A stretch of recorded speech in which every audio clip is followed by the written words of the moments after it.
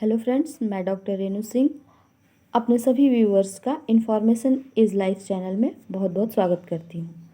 दोस्तों, आज जिस बारे में मैं बात करने वाली हूँ वो एक बहुत ही हेल्पफुल और बेनिफिशियल टॉपिक है।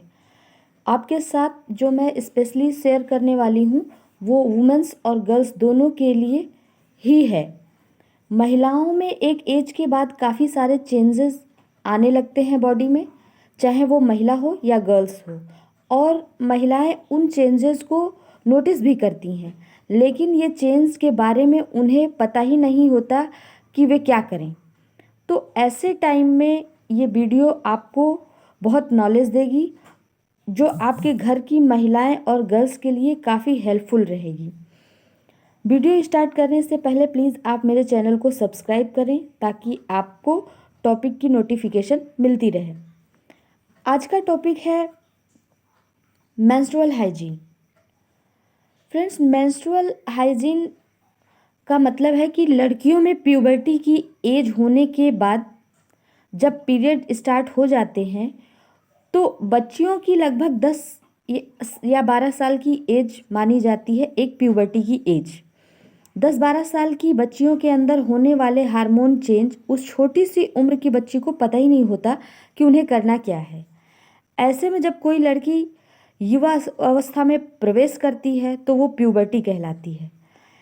पीरियड्स या रक्तस्राव सामान्य जो युवा प्यूबर्टी से 45 ईयर्स तक की एज में जो पर मंथ होने वाला रक्तस्राव मेंसेस कहलाता है। उसे आप एमसी भी कह सकते हैं या मेंस्ट्रुअल साइकिल भी कह सकते हैं। बहुत सी महिलाएं उसे पीरियड्स भी कहती हैं। पीरियड्स के दौरान हाइजीन और साफ सफाई रखना बहुत ही ज़रूरी हो जाता है, क्योंकि इस पर ही महिलाएं और आने वाली जनरेशन की हेल्थ डिपेंड रहती है। पीरियड्स के दौरान अगर हाइजीन का ध्यान न रखा जाए तो बैक्टीरियल, फंगल और ईस्ट इन्फेक्शन होने का खतरा होता है। ऐसे में बच्चेदानी यानी यूट्रस और जेनेटाइल पार्ट्स में कई तरीके की गंभीर बीमारी होने का खतरा होता है।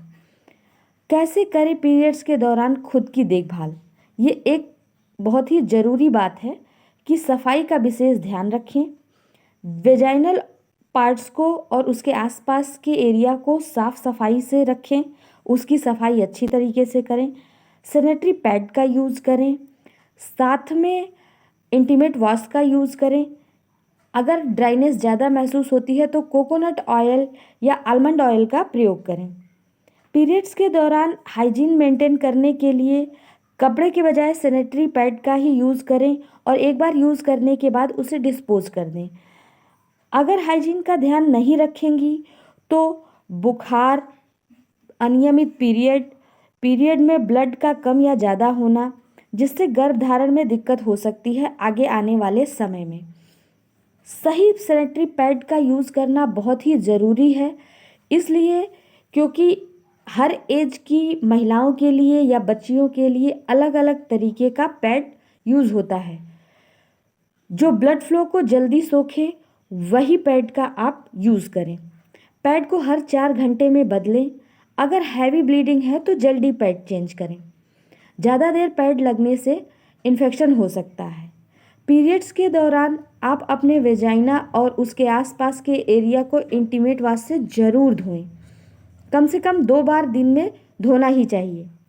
शरीर को साफ रखें, साथ में कॉटन के उसको सुखाएं और रगड़ें नहीं। हमेशा कॉटन के ही अंडर गारमेंट्स पहने।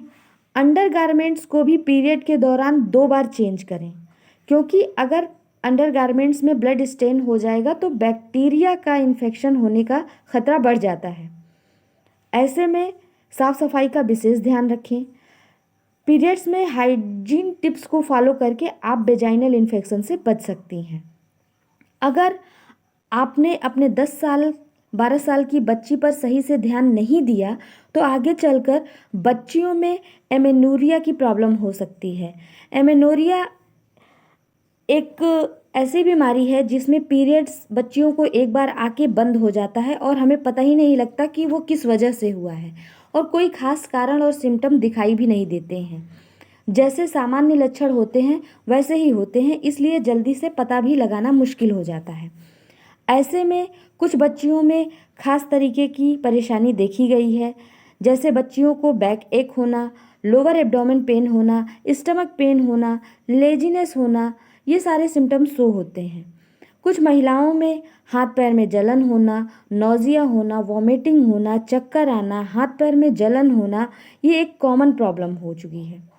तो ऐसे में हम लोग एमनूरिया की जो पर्टिकुलर है ऑर्गन्स को आइडेंटिफाई करके उसका डायग्नोस करते हैं, जिसमें अगर पैथोलॉजिकल एमनूरिया है तो किसी पर्टिकुलर आर्गन में ही इन्फेक्शन शो करता है। ऐसे में हम लोग ब्लड टेस्ट की सलाह देते हैं, यूरिन टेस्ट की सलाह देते हैं। ब्लड टेस्ट में हम HB, TLC, DLC, ESR कराते हैं, यूरिन एनालिसिस टेस्ट कराते हैं, यूरिन कल्चर भी कराते हैं, ज़रूरत पड़ी तो एक्सरे भी कराना पड़ सकता है। इसके बाद ही सही प्रॉब्लम डिटेक्ट होती है। तो इतनी सारी प्रॉब्लम्स से बचने के लिए ज़रूरी है कि आप बच्चियों में पर्सनल हाइजीन, मेंस्ट्रुअल हाइजीन का विशेष ध्यान रखें, ताकि आप अवेयर रहेंगी तो आपकी बच्चियां भी स्वस्थ रहेंगी। धन्यवाद।